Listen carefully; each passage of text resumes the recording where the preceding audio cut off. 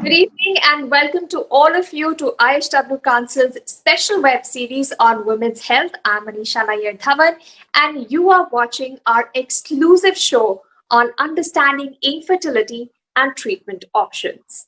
The ongoing pandemic has raised serious health concerns for everyone, and women are certainly facing the worst brunt of it, whether it is their pregnancy and the impact of the virus on pregnancy or childbirth, family planning, and even the more regular common needs such as menstrual hygiene, nutrition, and mental health are amongst those issues that are bothering them. And there is one more thing that is causing immense suffering to many, and that is the inability to conceive. And yes, this is a big problem. Infertility over the years has emerged as one of the most common health issues that many young couples are facing. And data shows that in cities, one in every six couples is impacted and facing problems in trying to conceive. Now, today's show is special as we are going to discuss every aspect related to infertility and how impacted couples can best address this during the times of a pandemic.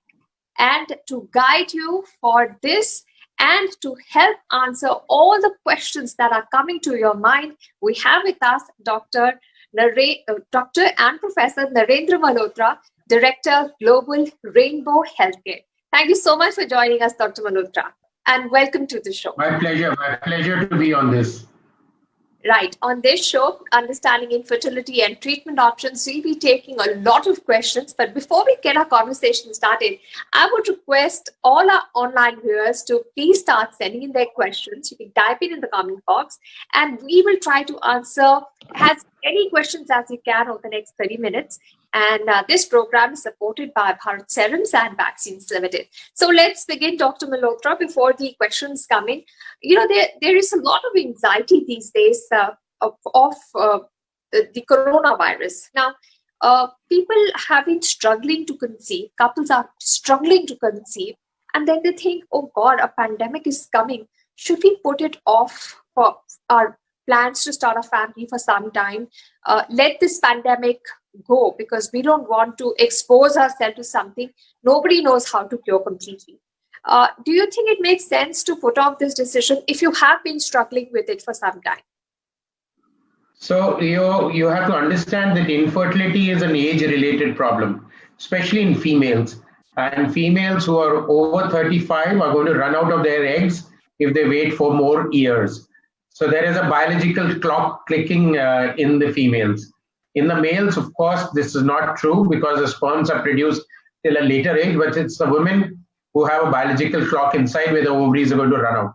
And this pandemic, we thought it will end in within 6 months or so, but it is not ending because we have not found a cure. We are very near the vaccine, but we're not sure how the vaccine is going to be distributed to each one of the people in this whole world. So who will go? So it does not make sense in postponing your treatment thing. We have to live with COVID. There are precautions, 3 simple precautions: wear a mask, have social distancing, and sanitize and wash your hands. And be careful, don't go in crowded places, don't go out for just roaming, don't go to the movies, don't go to the halls, don't go to restaurants. Just sit and enjoy family life and build up your new normal, with which you call. Right. So you're saying no point of putting this off because the clock is ticking and time is less. So when you go to the clinic for your appointments, for your follow-ups, for your blood test, what are the precautions that you should take? And what are even clinics and labs doing so that patients who are coming in for this treatment, because people who have cancer, people who have other chronic issues are also seeking treatment. They can't just give in to those. Why should you stop here? But what precautions can be taken? So firstly, choose a clinic which has taken all the COVID precautions. And the COVID precautions are that on the entry, you have a separate entry, you are triaged. So you sit and talk about your history and your contacts. your temperature is taken, you're made to sanitize your ward. If you're not wearing a proper mask, a new mask is given to you. And then a doctor takes an interview with you sitting at a distance.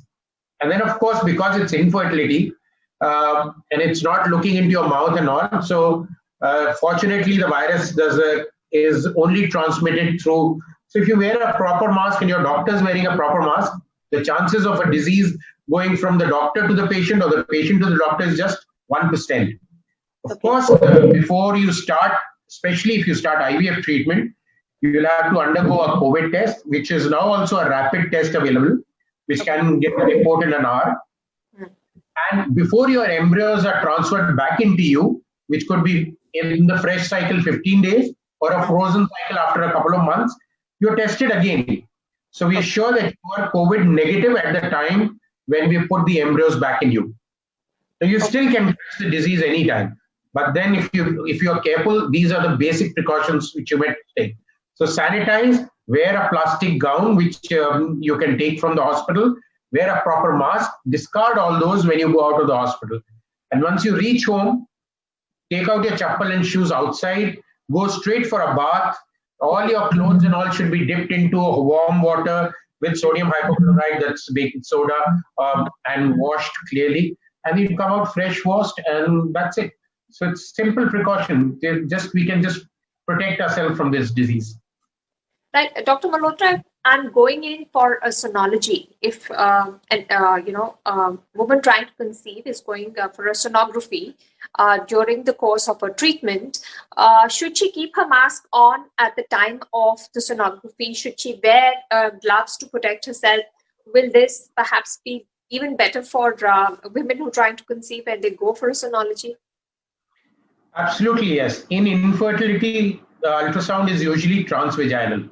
So the probe is not kept on your abdomen. It has to go inside from below. So if you're made to lie, there is usually in the sonography room now a plastic curtain. So your doctor and your face don't come into. He just says hello, and then obviously he's wearing a mask. And then you're covered with a sheet, properly covered, and the probe goes into the vagina and then scans on the screen.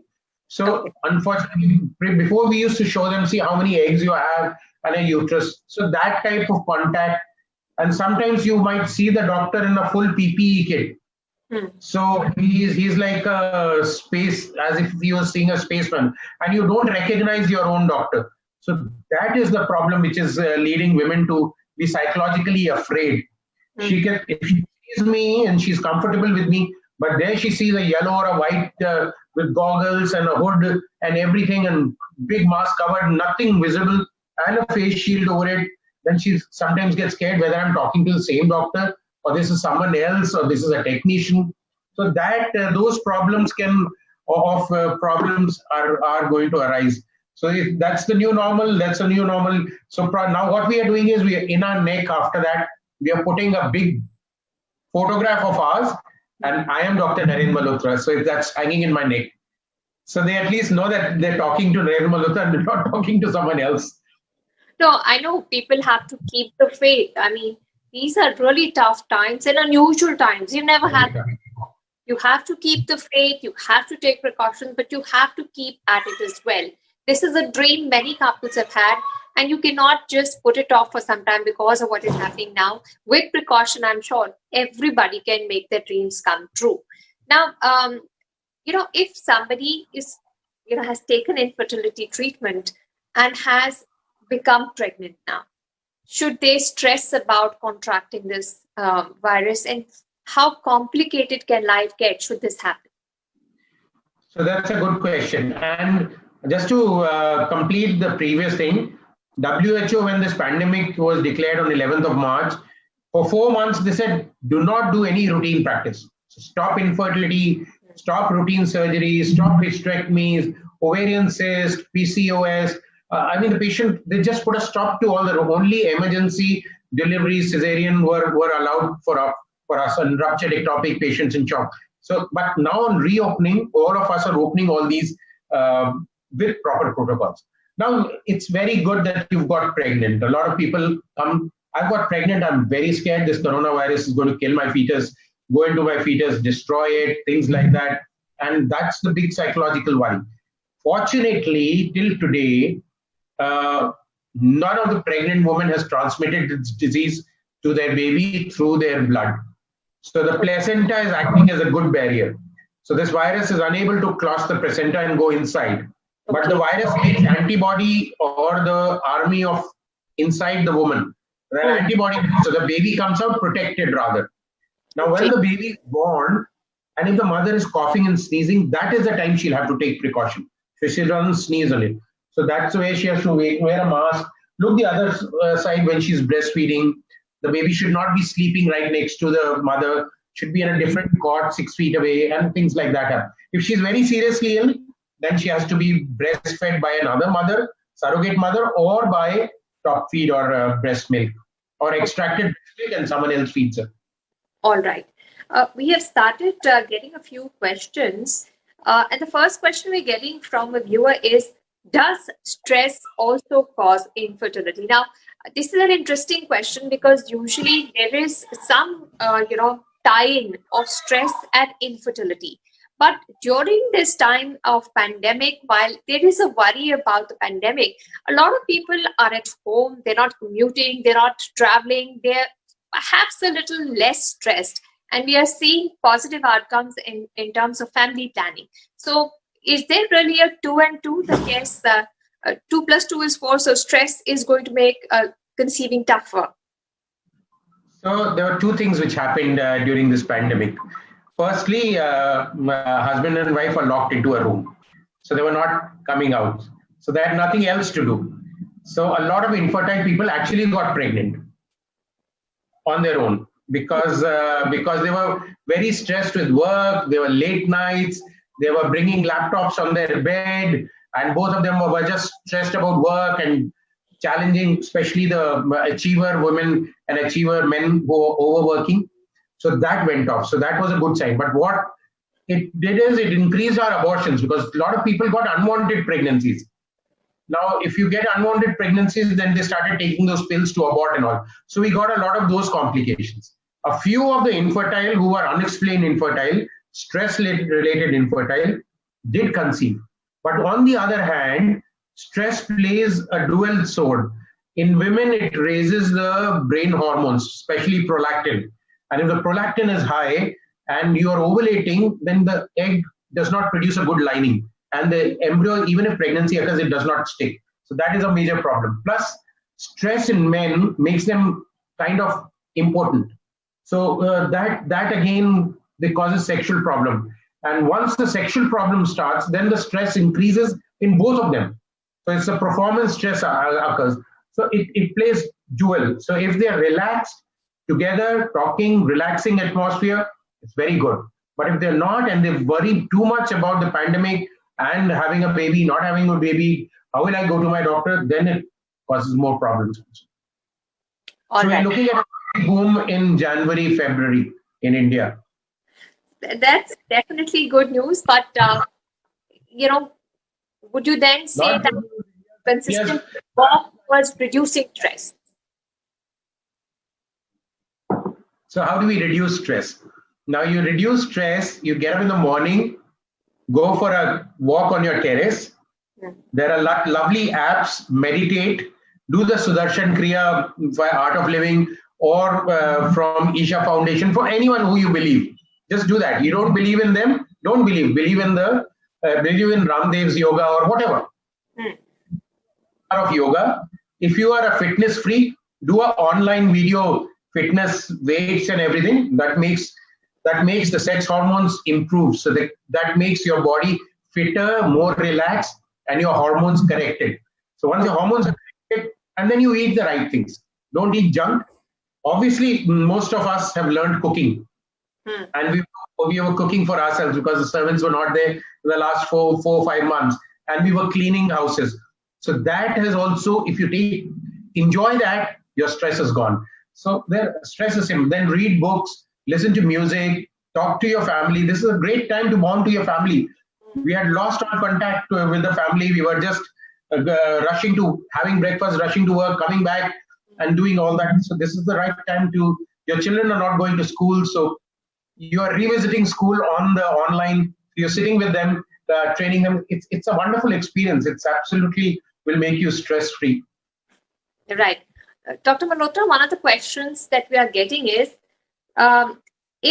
IVF the only treatment for infertility? Absolutely no. Now, out of infertility affects 15%. So 100 couples who are trying to conceive, 15 will not conceive within 1 year of living together. Now, those 15 could be because of ovarian problem, which could be polycystic ovary, anovulation, ovaries not functioning, could be because of the tube problem, 30% tubal problem, 30% ovarian problem, and 10% problem in the uterus, like fibroids, lining, and 10% problem in the cervix, and the 10% between both of them. Now, 50% women and 50% male factors. And women have more problems because there are more organs involved in infertility. Out of these 15%, which is 15 out of 100, only one will require IVF treatment. Rest 14 will be treated only by medicines or by simple laparoscopy operations or by simple procedures like dilating the cervix, removing the adhesions, doing a hysteroscopy, or giving egg producing medicine, or doing a simple IUI where the husband's sperm is weak or the woman has an unexplained. Take the sperms, wash them, make them good, and just put them inside the uterus, so they have a better chance to swim over to the tubes. So 90% of infertility can be treated without IVF. IVF is required in a very, very small percentage. Right. Then, Dr. Malhotra, how is laparoscopic and infertility treatment? How is laparoscopy a treatment? Because I thought it is more of a diagnostic tool to find out what is going wrong.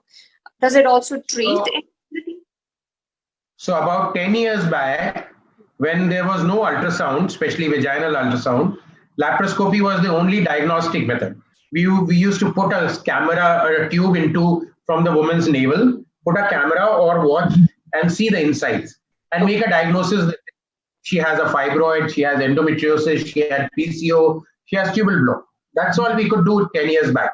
But today you can put 2-3 laparoscopy ports, and you can put a scissors, you can put a laser beam, you can put a cautery beam, you can remove the fibroid, you can drill holes in the ovary for polycystic ovary, you can cannulate the tubes. So it is now the only treatment for infertility. But the diagnosis has shifted to ultrasound. So we diagnose infertility by ultrasound now, which is non-invasive, so you don't need anesthesia, and it's quick. And those who have a problem like PCO, fibroid, ovarian cyst, endometriosis, tubal block, and adhesions, those patients only go for laparoscopy. So now laparoscopy is not used as diagnostic tool; it is used as treatment tool. And diagnosis we use ultrasound. Right, but I mean, if your tubes are blocked, you wouldn't find that out on a sonography, right? On an ultrasound, you won't find that out. But we find that from, that's what I said. You diagnose all the problems by ultrasound and X-rays. You put a dye in and you check the tubes. So tubes is open or closed, ultrasound and X-ray will tell. And if it is blocked, then laparoscopy. If it is open, no need of laparoscopy. Okay, so people test will tell you. Yeah, so the dye test that you're talking about is the HSG, right? And that is also considered an invasive. So now we have something better than HSG, which is known as SSG, sonosalpingography. So we do it the same with ultrasound. With HSG, the problem was X-rays, so which are harmful, and the problem was the women were in a foreign area, they had to go to an X-ray clinic. So where all types of X-rays are happening, and they're very scared because it's a new doctor. The sonosalpingography, your own doctor can do it in her own clinic by the ultrasound. When she's examining you by ultrasound, at the same time she puts in a little bit of not dye, only saline, and sees your tube.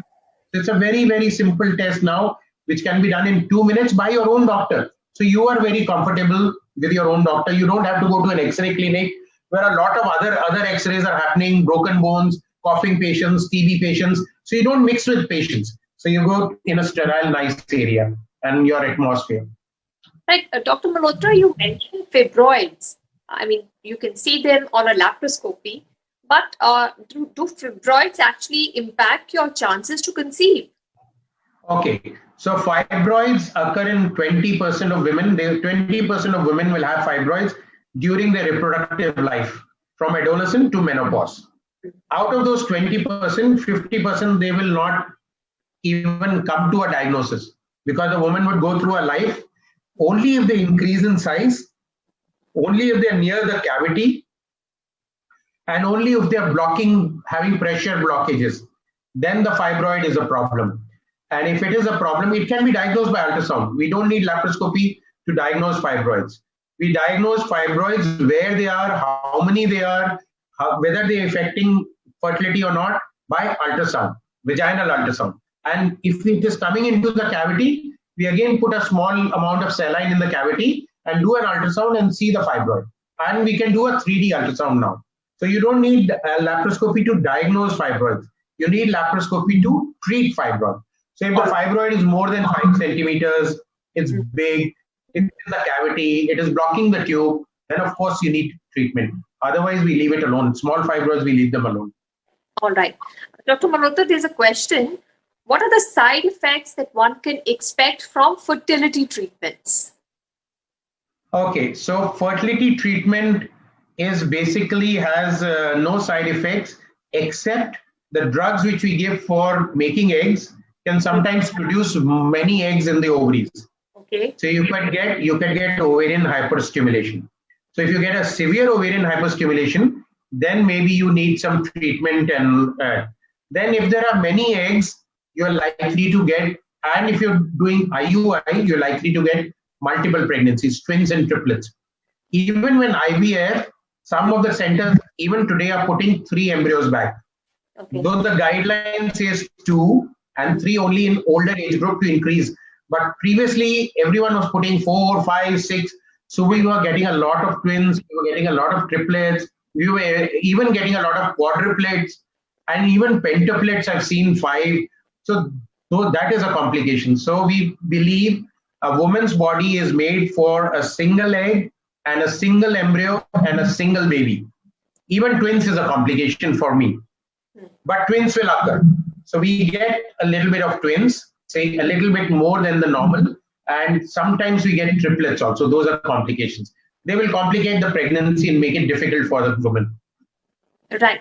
Another question that I've received is, are these drugs safe for kidney patients? The drugs that are given for stimulation safe, for example, during your infertility treatments, during your cycles, are they safe for kidney patients to take?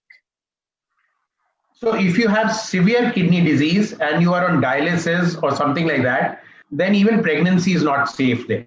Okay. So because in pregnancy, your kidney is likely to fail because kidneys have to clear all the excreta, the dirty stuff. And if you're pregnant, it has to clear the dirty stuff of your baby also, your kidneys. So if you have a very severe kidney disease, chronic kidney disease and kidney failure, then it is advisable not to undergo pregnancy treatment, and it's better to adopt a baby or take a surrogate mother. All right. As far as the egg producing drugs are there, they act on the brain and they act on the ovary. They don't act anywhere else. Okay. The hormones from the ovary act on the whole of the body, especially estrogen. But if it is mild kidney disease, then there is no problem. Right. Precautions. Dr. Malhotra, do men also take any drugs during fertility treatment? Could this question have been coming from a man who has a kidney issue and is wondering, should he take these drugs? Could it impact his kidney function? So for men, there are 2 types of drugs. One is for increasing the sperm count and improving the semen quality. And the second is for sexual dysfunction. So the drugs for sexual dysfunction and all increase the blood flow to everything. So that has to be avoided in heart patients, diabetic patients, and in severe kidney patients. So you don't take them because you're likely to have a more blood flow to all the organs, and they might not be able to cope up with that. Drugs for increasing the sperm count, they will increase the sperm count in a very small number of men who are suffering from idiopathic infertility. That means there is no cause, but their sperm count is less. And these are usually B complex, vitamin D, vitamin C, arginine, CoQ enzyme, histamine, these are normally actually food products and they're not actually drugs. So those can be given. The drugs like testosterone, male hormone, and all that, of course, the kidney doctor will have to evaluate whether your kidney is fit to take hormonal treatment or not. So non-hormonal nutritional treatment, yes. Erectile dysfunction treatment with care, and hormonal treatment only after we analyze your kidney very carefully and properly. Right. Just for my curiosity, Dr. Malhotra, as much as I understand, when women do go for the preliminary round of testing, when they start their infertility treatments, they go for a round of blood work where their hormone levels are checked. Is the kidney function, liver function, all of that checked at all? Is it even required? So if it is a young woman and if she has no clinical history of any disease, we don't usually check the liver and the kidneys unless she gives. But if she's over 35, then the complete fitness testing includes a liver function test and a kidney function test. So because you're more likely to have renal disease. If she had a kidney disease at a younger age, she'll be picked up earlier only. She must be having some history of treatment. But on a routine, we usually don't do. But we do a urine test. So that urine analysis is for everyone. That also indicates sometimes if your kidney is weak or not. So if there are proteins in the urine, there is pus cells in the urine, there is blood cells in the urine. So then we will go in for a complete renal function and the liver function test. All right. Otherwise, too much testing becomes too expensive, too cumbersome.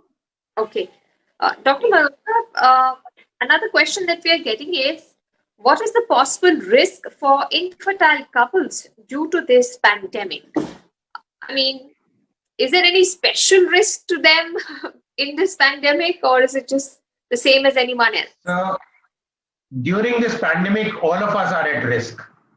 The more you travel, the more people you can come in contact with, the lesser precautions which people are taking after the unlock is causing a risk to everyone. So you can get the disease from the hospital. If you are diseased or not, you can transmit the disease to the others. So take a proper appointment. Now, most of the good clinics are not giving bulk appointments, and there are never more than 3 or 4 people in the big clinic, and they are properly taken care of. See, if you take precautions, there is no risk. But if you don't take precaution, walking on the road is also a huge risk. So it's like that. So you can save that risk of yourself. Right. Another question that we've got is, Dr. Malhotra, can COVID-19 be passed from a woman to her unborn baby? You explained that, the placenta gives a protection to the unborn child. But I think there was a recent case where baby was born with corona.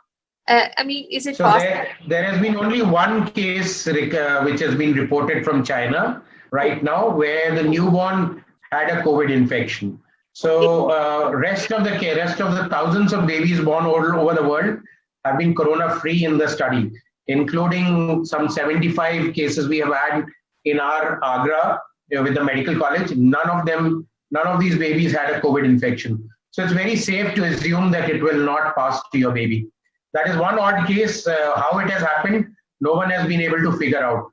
So it happened with the amniotic fluid just at the delivery time, or with the nurse handling it. What, we are not very sure. Unless we get clear-cut evidence, we say it is not going to pass.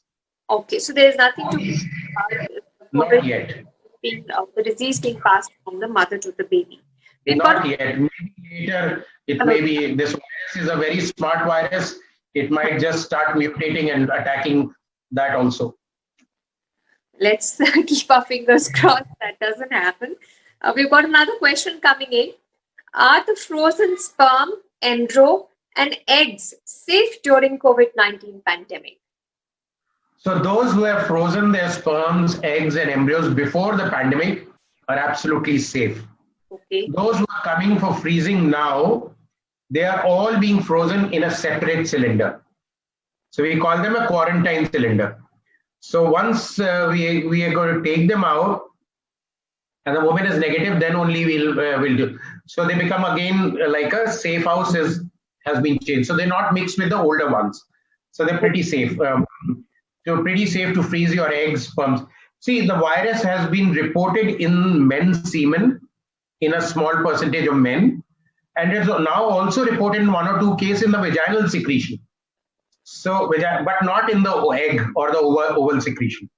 So we are still battling with a new disease where as of now it's very safe. Maybe more cases come, then we'll be, that's why they kept separate. Okay. So if something later on says that it could have gone in there, then maybe we might have a test on them also to know before we put them back in. So you're saying you will test the embryos or the sperms or the frozen eggs, check for corona? At this stage, there is no test to test the sperm. At this stage, there is a test only for man and woman, the throat test and the blood test. Yes. So, but if that's why they kept separate. If in future it is seen that it's coming in them, then maybe some test would evolve for these also. Maybe.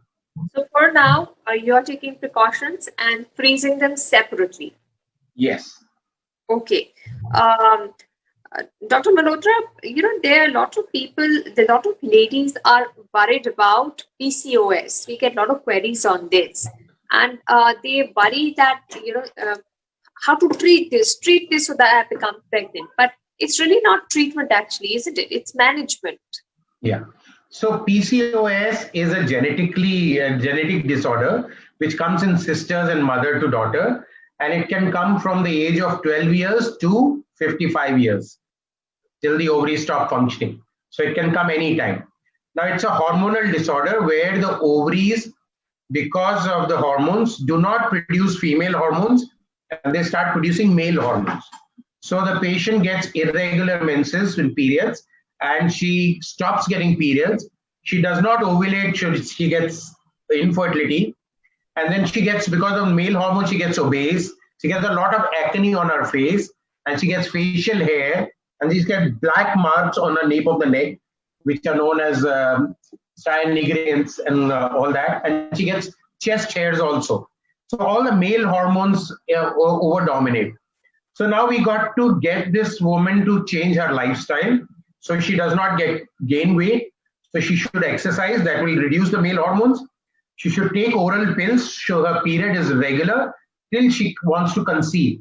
And she should take some insulin sensitizers, because this disease interferes with the insulin and will later on cause diabetes and later on cause blood pressure and later on cause heart disease and metabolic syndrome. So we need, even if it is found in young girls, we cannot say she's growing fat because she's a chubby nice girl and she's a couch potato just sitting in front of the TV. No, it's not that. If she has a disease, the treatment has to start. Otherwise, long term, at the age of 45, it will be very difficult to treat her. So we manage her lifestyle to drugs, everything. Okay. Another question we've got is, Dr. Malhotra, what is unexplained infertility? What are the treatments available for this? So, as I told you, 40% of infertility is due to female, 40% is due to male, 20%, 10% is due to both sexual, and 10% is where we find no cause. Okay. Both of them are absolutely normal, functioning normal, every test is normal, and they're still infertile. So it's known as unexplained infertility. And it is usually not unexplained because once we do their IVF, we know the problem is where the sperm cannot enter the egg. So that is usually there. So treatment is simple. Give them time, give them general medicine, tell them the fertile period, and do some stimulation of the eggs and intrauterine insemination, IUI. Most of the unexplained infertility will be managed by this. If 3 or 4 cycles of IUI fail, then they should go for early IVF, because that will identify their reason and will also treat the cause. So give them a child early. So that's how we do with unexplained. Right. Dr. Malhotra, the next question is, could irregular menstruation be sign of infertility? Absolutely, yes. Irregular menstruation means your eggs are not coming out on time, and the hormones after the egg is ruptured, which is progesterone, is not proper. So you could have corpus luteum failure, you could have a poor quality egg, and you could have PCOS, or you could have a low ovarian reserve, or your AMH could be low, and you could be approaching ovarian failure or premature menopause. So, and all these cause infertility, female infertility. So it has to be investigated. Irregular menstruation should be serious, or it could be a local problem in the uterus, a small fibroid or a polyp or a improper endometrium, a cervical erosion. And if it is uterine problem, it's very easily treatable. If it's any other problem, we treat according to what we find. Right. Now, another question we have is, Dr. Malhotra, how common is male infertility and what causes male infertility? You just said that 40% of the problems is sometimes. 40%. Yeah. So as we said, 15% is our infertility incidence in India. 1 in 6 in the metro cities. So if it is 1 in 6 means it is about 20 in 100. And out of these 20, 10 will be due to male, 10 will be due to female. And male infertility can be divided into twos, that they're not producing sperms at all, azoospermia, which could be because of blockage or because of failure, testicular failure. And if it is testicular failure, then donor sperm we have to take. If it is blockage, we can open the blockage, or we can put a needle in the testes, take out the live sperms, and do IVF. The other problem is less sperms or less semen quality, which could be diseases of the prostate, diseases of the seminal vesicles, and diseases of the testes itself, or low male hormones. And this can be treated medically by some drugs. And the third is erectile dysfunction, where there is a sexual performance problem. And that is also a major problem in men these days because of stress. And that also can be treated by drugs. So most of the male infertility is now treatable. So even if we get a single sperm, normally are about 20 million per ml in a 2 or 3 ml ejaculate. So if we get a single or even 2-3 sperms, we can pick those sperms up and do an IVF and give them a biological child. So male infertility is quite treatable, but depending on what cause is there. Thank you so much, Dr. Malhotra, for answering all the questions we've taken up. And Dr. Malhotra has joined us all the way from Agra. Thank you so much for answering all the questions on infertility and the best treatment options available to couples. And if you still have any questions, do send them to us. You can type it in the comment box. You can WhatsApp it to us. We have this series going and we will take up all your questions as and when they come in. And don't forget to follow us on Facebook so that you are updated instantly when we organize something for women's health, a discussion, or answer your questions on women's health, on infertility issues. Make sure you do follow us, the IHW Council, so that you are reminded whenever we have a show coming up. Just a reminder that this program was supported by Bharat Serums and Vaccines Limited. And we look forward to coming back to you and discussing issues of infertility and their treatment. Stay tuned. We'll be back shortly. And thank you so much again, Dr. Malhotra, for joining us. Thank you. Thank you for having me on the show. Bye-bye.